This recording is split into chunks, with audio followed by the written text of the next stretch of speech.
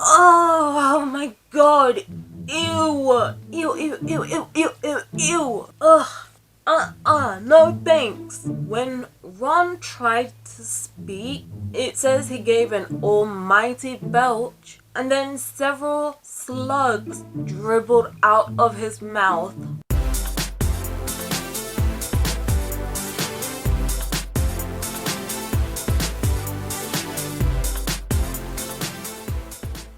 Hey guys, I am Charlotte the Starlet.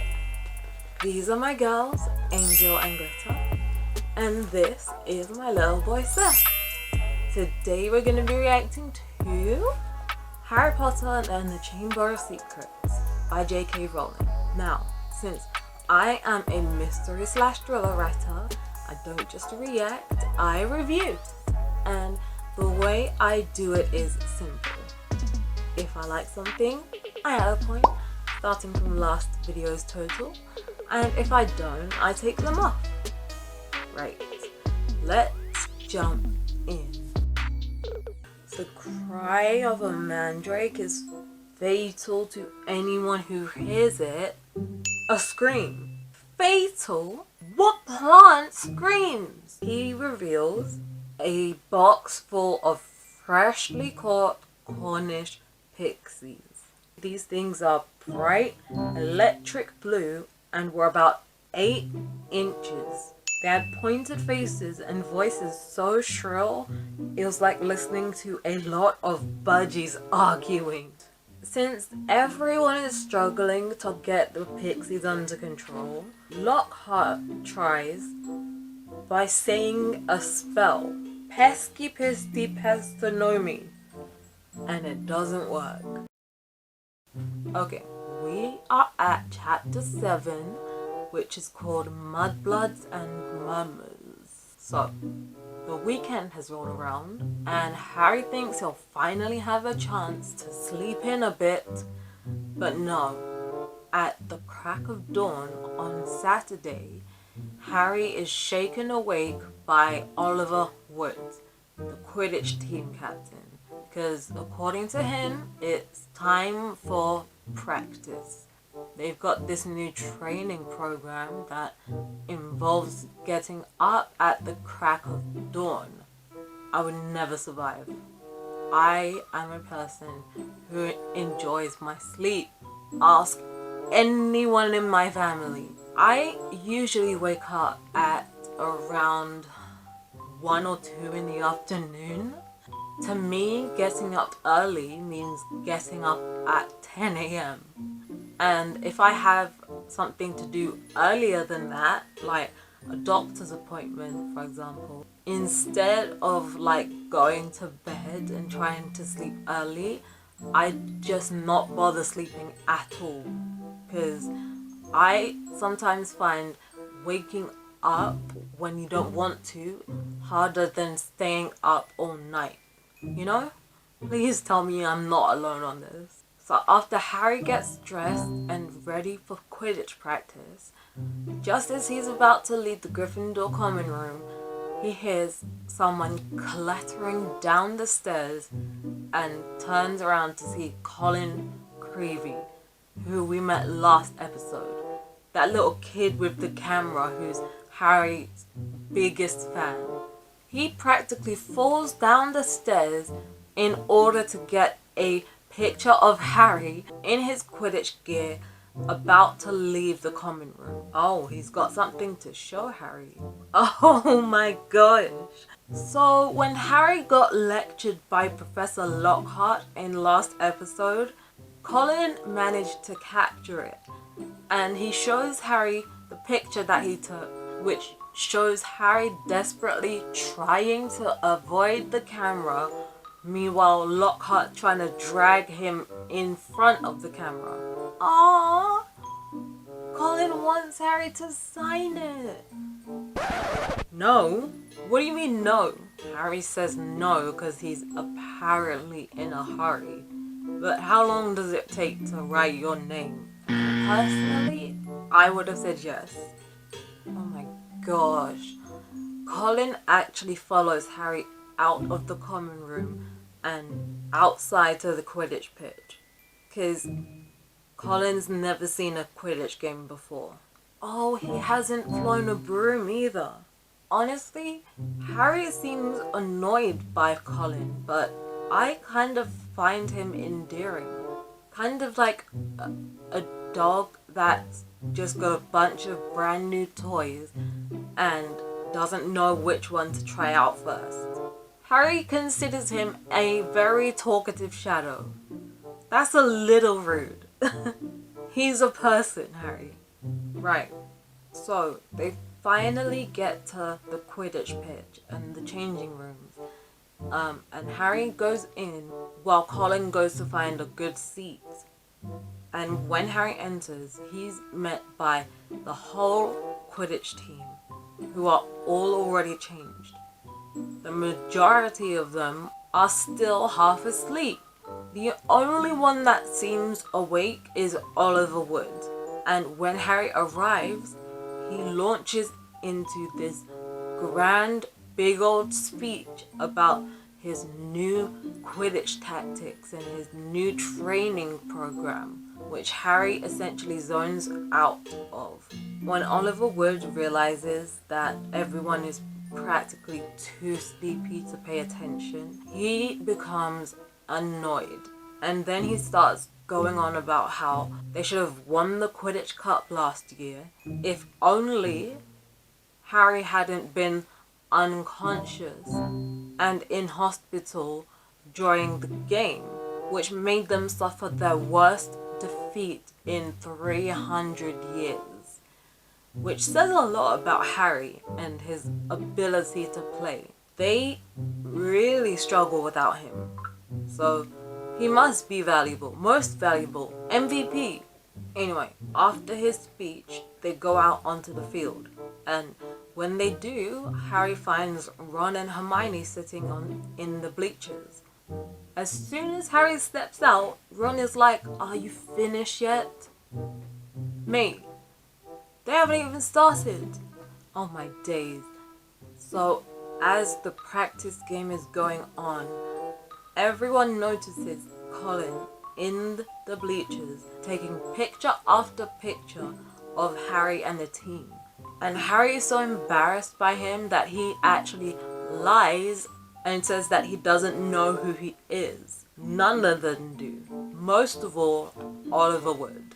Wood is worried that Colin might be taking pictures because he's a spy for the Slytherins. Like, really? A little paranoid, don't you think?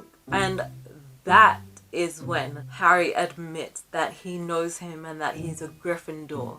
And then George points out that he wouldn't need to take pictures for the Slytherins since they arrived themselves. Yep, now the Slytherins are here. My god, as soon as Wood spots the Slytherins, he just loses it. He's like, "I don't believe it! I booked the Quidditch pitch today, not you!" Okay, so the whole Gryffindor team land and go see what's up with the Slytherins. Wood is still going on about how he booked the pitch before they did and that they shouldn't be there. But the captain of the Slytherin team, Marcus Flint, pulls out a note from his pocket which says, "I, Professor S. Snape, give the Slytherin team permission to practice today on the Quidditch pitch owing to the need to train their new seeker." Who's this new seeker? No! No way! Of course it's Draco Malfoy. Ugh, right. So when Draco steps out, Fred is like, "Aren't you Lucius Malfoy's son?" And then Flint is like, "Funny you should mention him, because he gave us the generous gift of a Nimbus 2001 for every single one of them. Why? Oh my days, I can't stand people like this. Flint spends a few minutes bragging and one-upping the Gryffindors and going on and on about how much better his broom is compared to all of theirs. I hate people who feel the need to one-up others. Oh my days. It says that Draco was smirking so widely that his eyes were reduced to slits. God. Now Ron and Hermione have come over. As soon as they arrive, Ron is like, "What's he doing here?" as he points to Malfoy. And Draco announces that he is the new Seeker of the Slytherin team. Ooh. Hermione claps back by saying, well, at least the Gryffindors won't have to buy their way to the top. They'll get there with pure talent. Damn, Hermione. Spitting facts. And then Draco was like, well, no one asked your opinion, you filthy little mudblood. I felt dirty just saying that. I don't exactly know the meaning behind it, but from the way he used it and the way he threw it at her, it sounds derogatory. Wow. After he says that, there is absolute carnage. Flint has to jump in front of Fred and George to stop them from lunging at Draco. A Gryffindor girl called Alicia screams, "How dare you!" Meanwhile, Ron reaches for his wand and says, "You'll pay for that one." A loud bang echoed around the stadium and a jet of green light shot out of the wrong end of Ron's wand, hitting him in the stomach and sending him reeling backwards onto the grass. Did Ron just shoot himself? Oh my god! Ew! Ew, ew, ew, ew, ew, ew, ew! Ugh! No thanks! I can't believe this, bruh. When Ron tried to speak, it says he gave an almighty belch and then several slugs dribbled out of his mouth onto his lap. No! What spell did he cast? What kind of spell does that? Oh my days. Now the whole Slytherin team is just laughing at Ron. No. He's still doing it. He's just vomiting slugs on slugs on slugs. Oh my days, that must be so gross. Or as my 3-year-old niece would say, it's disgusting. Like, imagine what that must taste like, bruh. Salty dirt is what I'm guessing.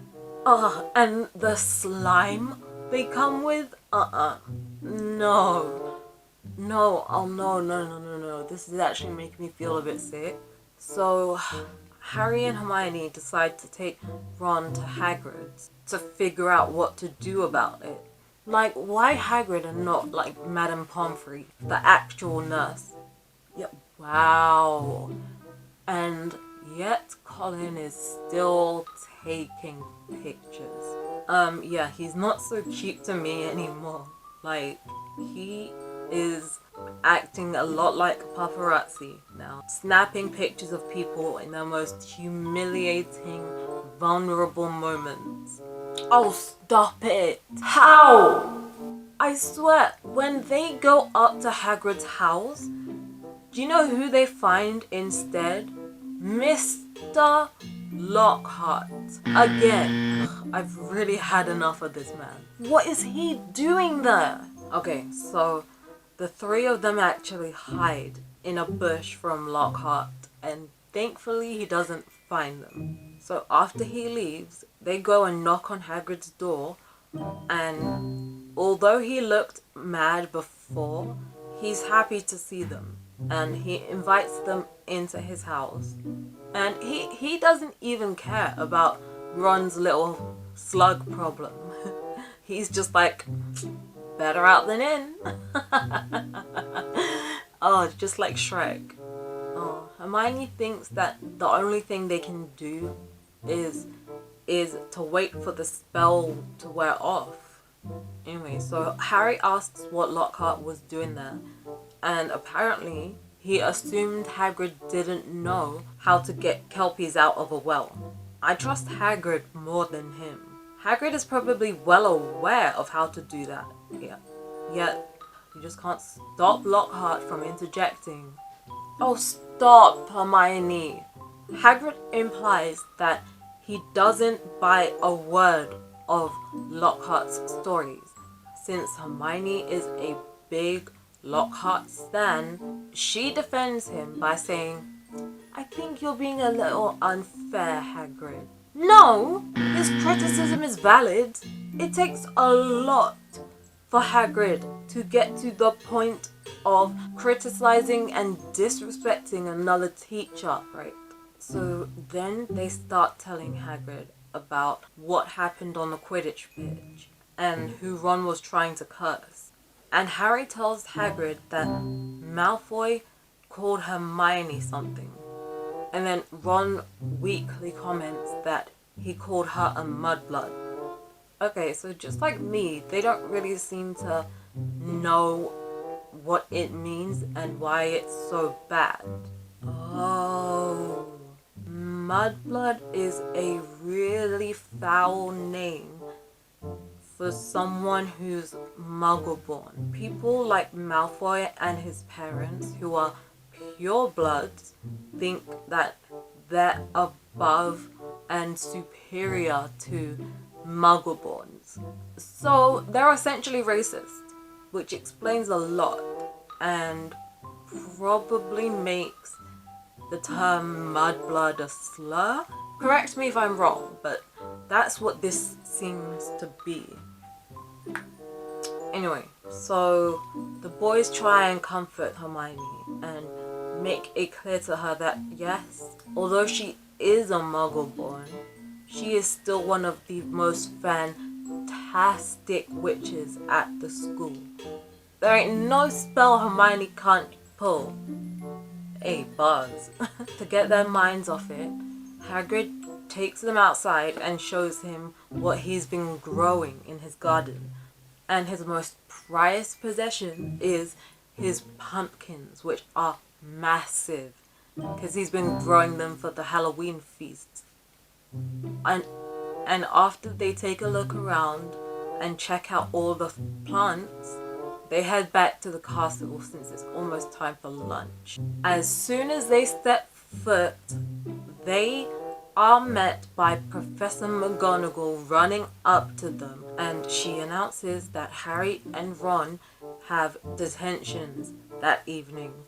I'm assuming for the whole fight on the Quidditch pitch and the backfired curse. She says that Ron will be in her office that evening, polishing silver with no magic. Meanwhile, Harry will be sent to Professor Lockhart's office and help him open and read fan mail.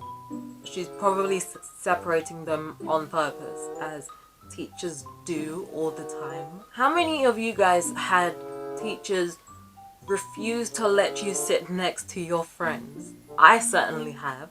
Right, we'll have to see how they do next episode. I hope you guys enjoyed this video. If you did, make sure to give the like button and the notification bell a little kiss, and subscribe to become a Starlet. Don't forget to follow me on Snapchat, Twitter, Instagram, Tumblr, and Patreon, where you can get exclusive pictures and videos and more. I'll see you guys later. Bye!